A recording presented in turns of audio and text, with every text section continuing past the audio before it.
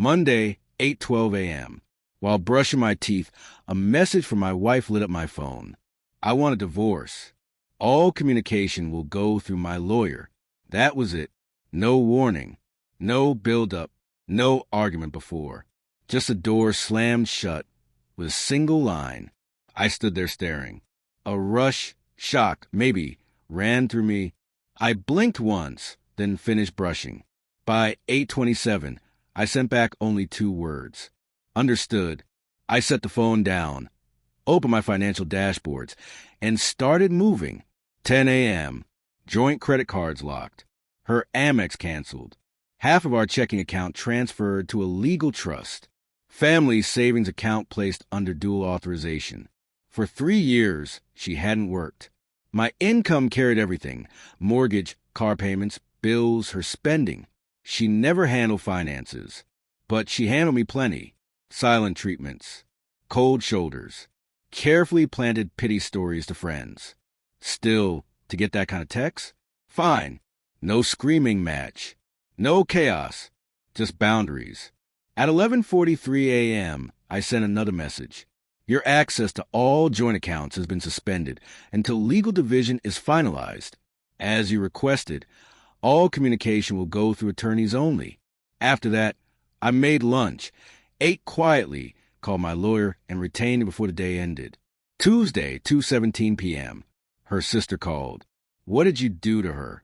She's in tears, saying you blindsided her financially. I answered calmly. She asked for divorce and legal-only contact. I complied. Then I hung up. 6:45 p.m. Her lawyer emailed me. Urgent. Spousal financial interference. He threatened to file an emergency motion, accusing me of financial abuse for cutting her access. I replied with receipts.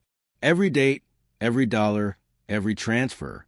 Attached her original text requesting legal-only contact. I forwarded it all to my lawyer, too. Within the hour, he replied, smart move. Don't speak to her. Don't respond to family. Stay steady. That night, I slept a full 8 hours, the first in months. Wednesday, 11:22 a.m. Her lawyer tried again, pushing for temporary support. Claimed she had no way to buy groceries, no access to basics. We countered with receipts. Grocery deliveries I'd arranged even after her text. Proof of drop-offs, time-stamped photos of bag at the door.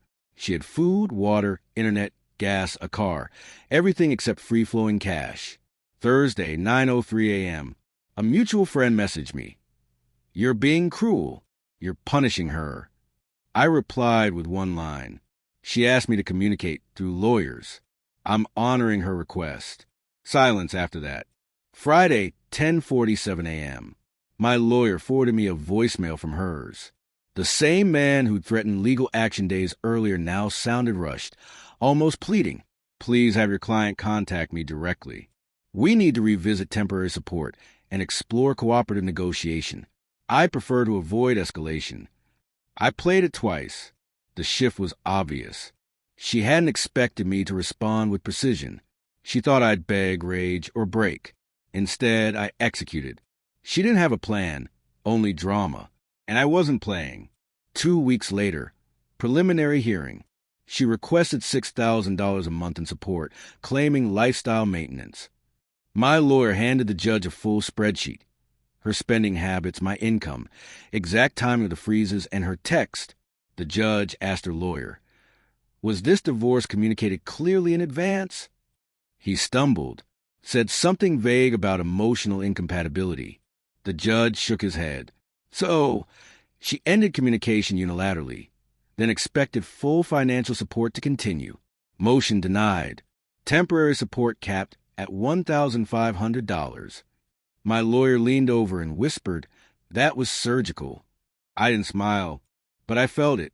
3 months later, the divorce was finalized. Split came out 60/40. I kept the house. She moved in with her sister. Car stayed under her name, along with the payments. The dog stayed with her, too. She needed someone. People ask if I regret cutting ties so fast, if I feel cold about it. No, I gave her too many chances before that text. She knew exactly what she was doing. She wanted control of the story. She thought I'd crumble, chase, or fight. Instead, I honored her request, word for word. She made it legal. I made it practical. And for the first time in years, I wasn't under her management. When you're truly finished, you don't scream or argue. You just walk out and turn the light off behind you.